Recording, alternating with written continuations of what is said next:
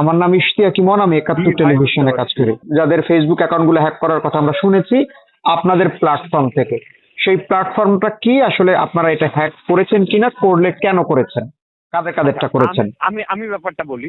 আগে জি বলি, রেকর্ডে পড়ে যাই আমরা। ব্যাপারটা হচ্ছে, আমি বলি, জি। আমাদের সাইবার কমিউনিটি জুলাইয়ের অভ্যুত্থানের মধ্যে হুম, সাইবার যুদ্ধে অপরিসীম ভূমিকা পালন করছে। এটা একমাত্র সোশ্যাল মিডিয়াতে যত সর্বসাধারণ আছে সবাই এই ব্যাপারগুলো হচ্ছে পাবলিকলি দেখেছে, যে আমরা ফ্যাসিস্ট হাসিনার সময় আমরা ফ্যাসিস্ট হাসিনার বিরুদ্ধে কিভাবে কাজ করেছি, এবং যে জায়গায় থেকে জুনায়েদ আহমেদ পলক নিজে তার টিম নিয়ে, হ্যাঁ, যে তার টিম দ্বারা আমাদের সাথে যোগাযোগ করে হচ্ছে আমাদেরকে যে টাকার প্রলোভন দেখাইছিল, আমরা হুম, কিন্তু জুনায়েদ আহমেদ পলকের কথা আমরা রাজি হই নাই, এবং আমরা তাদের পক্ষ নিয়ে আমরা কাজ করি নাই। আমরা অবশ্যই স্টুডেন্টদের পক্ষে ছিলাম, এবং স্টুডেন্টদের পক্ষ থেকে আমরা কিন্তু পুরো আন্দোলনটা সাইবারে আমাদের যুদ্ধটা আমরা অব্যাহত রাখছি। এখন আমি যেটা বলতে চাচ্ছি আপনাকে, সেটা হচ্ছে যে যে উপদেষ্টাগুলো আছে, কিছুদিন আগে আমরা উপদেষ্টাদেরকে আমরা একটা ওয়ার্নিং দিয়েছিলাম, 72 ঘন্টার একটা ওয়ার্নিং দিয়েছিলাম।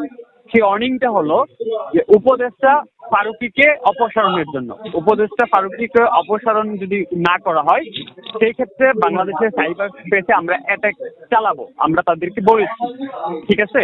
এবং তারা কিন্তু সেই জায়গা থেকে তারা সরে আসে নাই। হ্যাঁ, তারা এই জায়গায় এখনো বহাল আছে, যার প্রেক্ষিতে আমরা বাংলাদেশের গুরুত্বপূর্ণ কিছু সরকারি ওয়েবসাইটে আমরা আমাদের কন্ট্রোলে নিই, এবং কন্ট্রোলে নিয়ে ওইখানে আমরা ডিটেলসে কিন্তু লিখে দিচ্ছি হোম পেজে, যে ফারুকীকে আমরা অপসারণ করতে চাচ্ছি। আমরা চাই ফারুকীকে অপসারণ করা হোক, বিতর্কিত একটা পার্সন। যেহেতু ফারুকীকে অপসারণ যদি না করা হয়, সাইবার স্পেসে আমরা আবার অ্যাটাকিং চালাবো। সেই অ্যাটাকিংটা আমরা ফ্যাসিস্ট হাসিনার সময় চালিয়েছি। উপদেষ্টাদের প্রতি আমাদের কোনো ক্ষোভ নেই। আমাদের একটাই কথা, সেটা হচ্ছে যে এই জুলাই আন্দোলনে যেসব সাইবার যোদ্ধারা, যেসব বাংলাদেশের যেসব সাইবার টিম, যেসব বাংলাদেশের স্প্যামিং বা ইথিক্যাল হ্যাকিং টিমগুলো সাইবার যুদ্ধে অংশগ্রহণ করেছে, তারা কেন আজকে আলোচনায় কথাই নেই, এবং তাদের কেন এটা বলা হয়নি যে এই যুদ্ধের মধ্যে সাইবার কমিউনিটি প্লাস সাইবার যোদ্ধা যারা আছে তাদেরও ভূমিকা আছে, তারা কখনোই এটা স্বীকার করেনি কেন? এবং আমাদের যারা সাইবারে আমরা যুদ্ধ করছি, আমাদের মতো যেরকম স্প্যামিং বা হ্যাকিং টিম আছে, হ্যাঁ, তারা কেন আজ বঞ্চিত? এবং তারা এবং যাদের ডাকে আপনি যদি বলি, আপনি হয়তোবা জানেন ব্যাপারটা, যে একমাত্র সাইবার কমিউনিটি ডাকেই কিন্তু তখন যারা রেমিটেন্স যোদ্ধা আছে অনলাইন প্ল্যাটফর্মে সাইবার কমিউনিটি ডাকে সাড়া দিয়ে তারা কিন্তু রেমিটেন্স শাটডাউন করে দিয়েছিল। এবং আমি আপনাকে এই প্রোপটাও দিতে পারি, যে যখন হচ্ছে এক দফা দাবি, যখন হচ্ছে সরকার পতনের দাবি না আসে, ঠিক তার 15 দিন আগেই কিন্তু সাইবার কমিউনিটি সরকার পতনের ঘোষণা দিয়ে দিয়েছিল, যাতে স্টুডেন্ট যারা আছে, সাধারণ মানুষ যারা আছে, তারা যেন ঐক্যবদ্ধ হয়, এবং ঐক্যবদ্ধ হয়ে যাতে পিছপা না হয় আন্দোলন থেকে, তারা যেন সাহস পায়। এবং আমরা তাদেরকে ওই সাপোর্টটা দিয়েছি। সেই আমরা এটা বলেছি যে আপনারা আপনাদের জায়গা থেকে লিখেন, নিজেদের ইচ্ছা মতো প্রকাশ করেন, আমরা আছি সাইবার কমিটি, আমরা আপনাদের পেজ, আপনাদের অ্যাকাউন্ট সবকিছু আমরা প্রোটোকল দিব, এবং সবকিছু আমরা প্রোটেকশন দিব। আমরা তাই করেছি। যে সকল পেজগুলো থেকে হচ্ছে পোস্ট করা হয়তো ফ্যাসিস্ট হাসিনাকে নিয়ে, সেই সব পেজগুলো হচ্ছে ফ্যাসিস্ট হাসিনার যে আইটি সেক্টরের যে যারা ছিল, তারা হচ্ছে কথা বলে এই পেজগুলো নষ্ট করে দিয়েছিল। আমরা সেগুলো ব্যাক করে দিচ্ছি, অনেক অ্যাকাউন্ট ব্যাক করে দিচ্ছি, বিভিন্নভাবে সহযোগিতা করছি। এখন আমি মূল কথায় আসি। আমাদের মূল কথা হচ্ছে এটাই, যে উপদেষ্টা যারা আছে তারা এখনো কেন সেই বিতর্কিত পার্সন এই ফারুকীকে কেন এখনো তার জায়গায় এখনো কেন বহাল রাখছে, যেখানে হচ্ছে ব্যাপক হারে সোশ্যাল মিডিয়াতে একটা আন্দোলন এসেছে অফলাইন এবং অনলাইনে, যে ফারুকীকে অপসারণ চাই। আমাদের কথা হচ্ছে এটাই, যে এই ফারুকীকে কেন অপসারণ করা হলো না, এক। আর দ্বিতীয়ত হচ্ছে সচিবালয়ের আগুন বিষয়ে, সচিবালয়ের যে আগুনটা লেগেছে সেটার ফুটেজ যে ব্যাপারটা তারা পাবলিক করছে, যদিও এটার পিছনে আরো অনেক কিছু আছে। তো আমরা চাই সচিবালয়ের যে ব্যাপারটা, আগুনের যে ব্যাপারটা, এই ব্যাপারটা ক্লিয়ার করতে। সাইবার কমিউনিটি সবসময় একই কথা বলেছে, যে সাধারণ ছাত্র জনতা এবং সাধারণ মানুষের পাশে থেকে তারা যে ডাক দিয়েছে, সাইবার কমিউনিটি যদি সেটা যৌক্তিক মনে হয় এবং সেই যৌক্তিক ডাককে তারা সাপোর্ট করে আমরা সাইবার যুদ্ধ চালিয়েছি। সুতরাং আমরা মনে করি যে এই উপদেষ্টা মণ্ডলী থেকে ফারুকীকে যদি অপসারণ করা না হয়, বাংলাদেশে বড় ধরনের সাইবার অ্যাটাক আসতেছে, এবং সেটার জন্য দায়ী থাকবে বর্তমান যে আন্দোলনের বিপ্লবী যে দুজন উপদেষ্টা আসিফ এবং নাহিদ, এদের এই আগামীতে যে সাইবার যুদ্ধটা আসবে বাংলাদেশে এবং সাইবার স্পেসের যে যুদ্ধটা হবে সেটার জন্য দায়ী থাকবে এই দুজন কোনোভাবেই দায় এড়াইতে পারবে না। আচ্ছা, একটু বলবেন ভাইয়া যে এখনো আপনারা কাদের কাদের ফেসবুক অ্যাকাউন্টটা এখন পর্যন্ত আপনাদের নিয়ন্ত্রণে নিয়ে গেছেন এখন বা কি আটকটা হয়েছে? এখন আমি ব্যাপারটা ক্লিয়ার করি, সেটা হচ্ছে যে আমাদের কখনোই আপনি যে ব্যাপারটা বললেন যে কাদের অ্যাকাউন্টগুলো আমরা আমাদের কন্ট্রোলে কোনো অ্যাকাউন্ট নেওয়া হয়নি এবং কোথাও কিন্তু বলা হয়নি যে আমাদের কন্ট্রোলে নেওয়া হয়েছে। হ্যাঁ, এখন আমি আপনাকে বলি যে দুইজনের অ্যাকাউন্ট হচ্ছে রাফি আর হচ্ছে ওই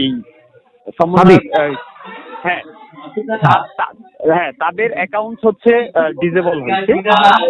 বাকি যারা আছে উপদেষ্টা বলেন, বাকি সমন্বয়ক যারা হাসনাত এবং সার্জিস বলেন, তাদের অ্যাকাউন্ট বা পেজ তারা হচ্ছে সিকিউরিটির জন্য কিন্তু সাময়িকভাবে ডিঅ্যাক্টিভেট করে রেখেছে। ঠিক আছে, এটা তারা ডিঅ্যাক্টিভেট করে রেখেছে। বিভিন্ন মহলে এগুলাকে প্রচার করছে যে তাদের অ্যাকাউন্ট ডিসেবল করা হয়েছে, তাদের পেজ ডিসেবল করা হয়ে গেছে। যেহেতু তাদের পেজ গুলো হচ্ছে ডিঅ্যাক্টিভেট, সেহেতু হচ্ছে ফেসবুকে পাচ্ছে না, এই জন্য এক একজন এক এক ভাবে এই ব্যাপারগুলো হচ্ছে নিচ্ছে ব্যাপারটা। আসলে কিন্তু মূল পয়েন্ট হচ্ছে যে তারা তাদের পেজ গুলো ডিঅ্যাক্টিভেট রেখেছে সিকিউরিটির জন্য। টোটালি ক্লিয়ার করতে চাই যে সাইবার জুলাইয়ের অভ্যুত্থানের মধ্যে যে সকল সাইবার যোদ্ধারা আছে এবং তাদেরকে এখন বর্তমান যে সমন্বয়ক বা উপদেষ্টা মন্ডলী আছে এবং তাদেরকে সেটা এই বর্তমানে বাংলাদেশের সাইবার যোদ্ধা যারা আছে তাদেরকেও সাইবার যোদ্ধা হিসেবে স্বীকৃতি দিতে হবে যে এই জুলাই অভ্যুত্থানে ফ্যাসিস্ট হাসিনার বিরুদ্ধে সাইবারে একমাত্র যারা যুদ্ধ করেছে তাদেরকে তাদের স্বীকৃতি দিতে হবে। নয়তো আমি মনে করি যে বাংলাদেশের সাইবার স্পেস বর্ডারে যেরকম হচ্ছে আমরা সিকিউরিটি দিই, আমাদের বাংলাদেশের সাইবার বিভিন্ন প্ল্যাটফর্ম এখন অনেকটাই হচ্ছে নড়বড়ে। আমি বাংলাদেশের গভর্নমেন্ট সেক্টরগুলোতে আমি এখন প্রকাশ করতে যাচ্ছি না কোন কোন সাইট বাংলাদেশ ব্যাংক সহ এবং কোন কোন সেক্টরগুলো সাইবার নিরাপত্তাহীনতায় আছে, এগুলো আমি আসলে প্রকাশ করতে চাচ্ছি না। আমি মূলত এটা বলতে চাচ্ছি যে বাংলাদেশের মধ্যে এখনো বিতর্কিত উপদেষ্টাগুলো কেন বহাল আছে এবং বিতর্কিত যেখানে বাংলাদেশের দুইজন বিপ্লবী উপদেষ্টা আছে, যেখানে আসিফ এবং নাহিদের মতো দুইজন উপদেষ্টা থাকার পরেও বিতর্কিত পার্সনদেরকে কেন হচ্ছে উপদেষ্টাতে আনা হয় এবং উপদেষ্টাদেরকে কেন বহাল রেখে এত আন্দোলন বা তাদেরকে নিয়ে এত কথা হয়েছে। যেমন হচ্ছে সমন্বয় যে হাসনাত এবং সার্জিস, তারাও কিন্তু হচ্ছে একদিন দুই দিন তিন দিন কথা বলেছে, কিন্তু পরবর্তীতে নতুন বাংলাদেশ হচ্ছে একটা ইস্যু, একের পর এক ইস্যু চলে আসে, তখন কিন্তু ওই পুরনো ইস্যুগুলো হচ্ছে ধামাচাপা পড়ে। ঠিক সেম এখন আমরা কিন্তু ভুলি নাই, আমাদের কথা আমরা এখনো অটুট আছি। তাদেরকে অবশ্যই অপসারণ করতে হবে এবং অপসারণ করে মানুষ যারা হচ্ছে আমাদের মতো যারা সাইবার যোদ্ধা আছে, সাইবার কমিউনিটির মতো যারা হচ্ছে জুলাই অভ্যুত্থানে হচ্ছে আন্দোলনে সক্রিয় ছিল, তাদেরকে স্বীকার করতে হবে যে এই অনলাইন প্ল্যাটফর্মের মধ্যে সাইবার যোদ্ধাদের এই আন্দোলনে ভূমিকা অপরিসীম, প্লাস যারা হচ্ছে রেমিটেন্স যোদ্ধা আছে প্রবাসী, তাদের ভূমিকা অপরিসীম। তারা কেন এটা প্রকাশ করতে চাচ্ছে না যে রেমিটেন্স যোদ্ধাদের অবদানগুলো তারা কেন স্বীকার করতে চাচ্ছে না? আজকে রেমিটেন্স যোদ্ধারা যদি ফ্যাসিস্ট হাসিনার সময় জুলাই অভ্যন্তরে যদি তারা হচ্ছে এই রেমিটেন্স শাটডাউন না ঘোষণা দিত, তারা যদি রেমিটেন্স পাঠাইতো, যেখানে আপনি দেখেন জুনায়েদ আহমেদ পুলক কিন্তু হাত জোর করে যারা হচ্ছে প্রবাসী আছে তাদেরকে কিন্তু হাত জোর করে বলছে যে আপনাদের জন্য আমরা ব্যাংক খোলা রেখেছি, আপনারা রেমিটেন্স পাঠান। এটা কিন্তু জুনায়েদ আহমেদ পুলক বলেছিল হাত জোর করে বাঙালির সাথে এই আন্দোলনের সময়টাই। সুতরাং আমি মনে করি আন্দোলনে সবারই অবদান আছে, এখানে আমি বলছি না কাউকে ক্রেডিট দিতে, আমি এটাই চাই যে সবাই জানুক এই ব্যাপারগুলো, যে এখানে সাইবার যোদ্ধা যারা আছে তারাও এই যুদ্ধে অংশগ্রহণ করেছে এবং ব্যাপক ভূমিকা পালন করেছে, এবং যারা হচ্ছে প্রবাসী আছে রেমিটেন্স যোদ্ধা আছে তাদেরও ভূমিকা অপরিসীম।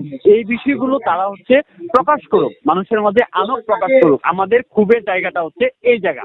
আর কোন সরকারি ওয়েবসাইট বা কোনো জায়গাতে হামলা হওয়ার কোনো শঙ্কা আপনারা দেখছেন? যা আরো হতে পারে? অবশ্যই অবশ্যই, কারণ হচ্ছে আমরা আগেও সচেতন করেছি উপদেষ্টা মণ্ডলীদেরকে। আমরা আবারও ক্লিয়ারলি বলতে চাই যে বাংলাদেশে বড় ধরনের একটা সাইবার হামলা হবে এবং সেটা খুব খুব শীঘ্রই হবে। যদি বাংলাদেশের উপদেষ্টা জায়গা থেকে, এই উপদেষ্টা মণ্ডলী থেকে ফারুকীকে অপসারণ না করানো হয়, প্লাস বাংলাদেশের যে সাইবার সেক্টর গুলো আছে, গভর্নমেন্ট সাইবার সেক্টর গুলো আছে, এগুলোতে সাইবার সিকিউরিটি অ্যালার্ট চালু না করা হয় এবং এই জায়গাগুলো হচ্ছে, সাইবার সেক্টর গুলো হচ্ছে, যাদেরকে সাইবার সেক্টর দায়িত্ব দেওয়া হয়েছে তাদেরকে আসলে আমার মতে, আমার ব্যক্তিগত মতামত হচ্ছে যে তারা কি আদৌ সাইবার সিকিউরিটি সম্পর্কে জানে কিনা সেটা বুঝতে হবে এবং সেটা জানতে হবে। যদি সাইবার সেক্টরটা হচ্ছে তারা ওইভাবে না বুঝে বা না জানে, তাদেরকে সরিয়ে যারা কাজ বুঝে তাদেরকে আনা হোক। প্লাস যারা বাংলাদেশের সাইবার যোদ্ধা আছে তাদেরকে আমি মনে করি প্রশিক্ষণ দিয়ে হচ্ছে তারা কিন্তু তাদেরকে কাজে লাগাইতে পারে সরকার চাইলে।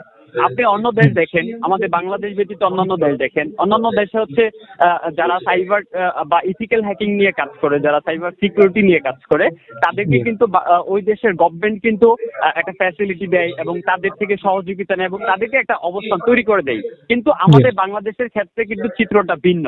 কিরকম? সেটা হচ্ছে যে আজকে আমরা বাংলাদেশের যে সাইবার যারা যোদ্ধা আছে বা সাইবার সিকিউরিটি স্পেশালিস্ট যারা আছে, তারা যদি কোনো কিছু করে পরের দিন কিন্তু মামলায় হয়। আমরা বিগত ফ্যাসিস্টের সময় দেখেছি, আমার নিজের নামে মামলা হয়েছে। যখন আন্দোলন চলাকালীন সময় সাইবার কমিটির নামে মামলা হয়েছে, আমার বাসায় ডিজিএফ অ্যাটাক করেছে। হ্যাঁ, আমি আসলে আর কি বলবো, আমি আসলে এগুলো বলতে চাচ্ছি না। আমরা এটাই বলবো, যারা সাইবারে কাজ করে, যারা সাইবার সিকিউরিটি স্পেশালিস্ট বাংলাদেশের, আমি মনে করি সরকারের একটা সুযোগ আছে তাদেরকে তাদের থেকে বেছে নিয়ে সরকারের গভর্নমেন্টের সিকিউরিটি কাজে লাগানো।